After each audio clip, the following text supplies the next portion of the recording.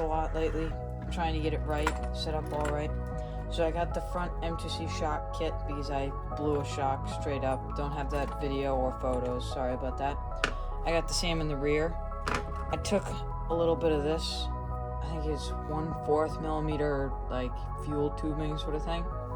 And I put it right on the rod inside, so then it puts a stopper on it. So I'll show you. This is just an old one that I pulled off. You can see the little stopper right there, and then the shock piston goes here. And then when this is up, it will only let it travel to there instead of all the way to there. So then it puts a little less suspension travel in, and it also it needs a lot more force to then pop out of the shock. Whereas here, there's a lot less force that it needs to turn. Here, there's a lot more. So by doing that, I have a lot stronger shocks. Although I have a little bit less suspension travel, I lost maybe 1/4 of an inch, very little. The other thing I did was I broke an M2C axle. A little bit of my fault. I landed on the throttle on the front wheel. Kind of did it, but yet still, that pin is supposed to kind of be able to take that. And I've also had some terrible luck with these M2C axles. Just keep boom, boom, boom, everything breaks. The whole car itself is a beast. I have another problem, which I'm going to deal with in an interesting way, is I basically killed a expensive battery, a 4S 7000 120C Power Hobby. I was just driving it. It was like roughly 80 to 90 degrees, so it was a little warm out. And I'm driving, and the car comes and slows down, which it typically does when it's running out of charge. Typical, not abnormal. And right after, I always bring it over and I pull the body to just make sure nothing's on fire. Hint, hint, foreshadowing.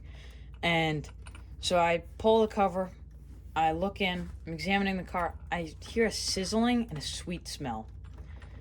And I look at the battery, and this battery is like the size of a football.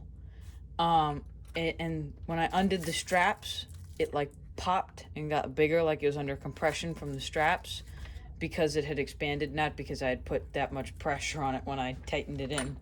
But it was a hard shell, and it had melted the whole top. So like the sticker is all shriveled up.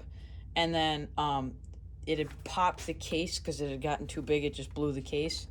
So I had to go get a lipo bag and deal with that. I still have to throw it in some salt water and kill it. I get a replacement from the hobby shop. Thank you. I still have to go pick that up and cash in my 120 for a new battery. I plan on going... Can anyone give me, before I say anything, can anyone give me tips on how to make this, or even if this ESC is LIHV capable? So like the high voltage batteries. I think I have one for the speed car, or the race car, which is under here. And I just want to know if this is capable of running it, because I know LIHV batteries have a higher voltage. I have a charger that can do LIHV batteries. I have basically everything to run LIHV batteries. I just don't know if the ESC can. And I was looking at the Castle website on their page on whether or not it can. And I was getting some mixed answers.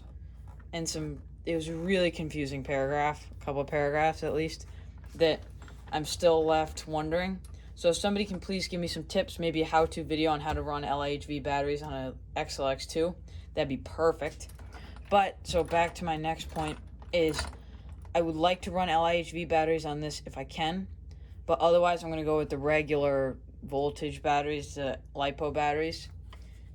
On this, I plan on doing 9,000 milliamp or the SMC 9,400 milliamp. I don't know. I think that the Power Hobby ones will be better because I know they have a warranty. I'm not so sure about SMC. They might, I don't know. But I know they have a good warranty. I know the place better because they're from my hobby shop, so I, get them in and out a little better. And then, or do I go with the Power Hobby ones, which I kind of like more, or I think I do. But they have less milliamp, which I kind of don't want a super crazy amount of milliamp. I know 9,000 is a lot. But I don't want to go closer to 10. well, that charger can do 10,000 milliamps, so I'm good in that sense. But having that much power just runs this motor and everything really hot on a hot day.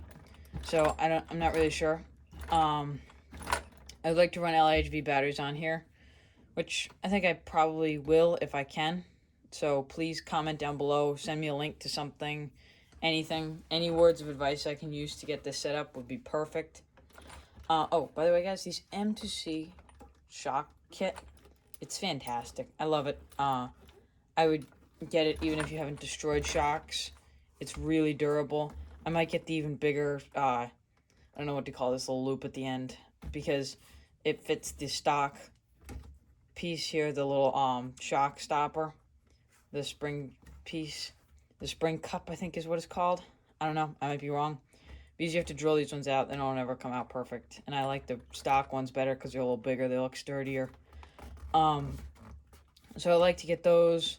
I want to make this car 100% M2C racing if I can. Yeah, I'm liking the way this car is sitting. Thank you for sticking around this long. I love this car. Got to get some new batteries in it.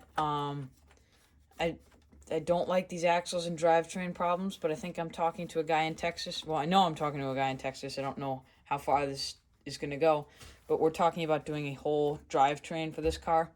So redesigning the axles, the hub axle piece, the piece that goes in there that connects to the hex, axle cups, whole differential, center axles. We might leave the center differential because it's pretty solid. I like the center differential.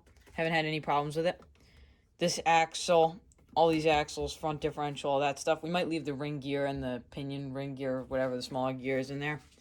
But I'm talking to him about that. I don't know when that's going to come, if it is going to come, but it would be done to perfection. This guy's a race car engineer, a lot of experience in this. This car, I mean, you've seen how many axles are broken. No one else is breaking them, so I'm doing something harder than everyone else. And so I would definitely put that whole drivetrain to the test, send it to the moon and back, see what happens. My chassis braces are still available. I think they should be still up in the store. I don't know if it has timed out and I need to reset it, but they should still be up in the store. If they're not, I'll figure that out. Or you can contact me through the ARRMA forum. It's ARRMA OnlyFans on the ARRMA forum. Kind of make it easy there for you. And I can still make them through there for whatever reason you're having any trouble through eBay. Thank you for sticking around to the end. Please hit the like, subscribe, share with everyone else you know. Get some more views on this. Maybe start making a little bit of money off of YouTube, not eBay. And then, yeah, do more of this. I want to do a speed car on off-road and on-road speed car, so I want to get this one to 100 off-road. I want to do 100 in the air. B2 Bomber coming up. Might even edit this right before this video. I don't know if this one's going out after or before. You'll find out soon. I have electronics for the B2 Bomber coming. My grandfather's picking them up, I think, tomorrow, and we'll go from there. Thank you for sticking around. I think that's like the 4th time I've said that, but thanks for sticking around, and I'll see you in the next video.